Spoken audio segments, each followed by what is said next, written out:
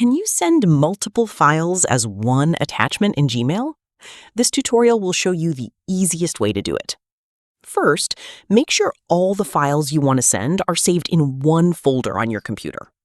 Now, select all the files together, right-click on them, and choose Compress to Zip File, or Send to Zip Folder, depending on your system. This will create a single zip file containing all your documents, photos, or videos. You can also rename the zip file if needed. Next, open Gmail and click on Compose. Enter the recipient email address, add your subject, and type your message. After that, click on the paperclip attachment icon and select the zip file you just created. Wait a few seconds for the file to upload. If the zip file is bigger than Gmail shows, you can upload it using Google Drive instead.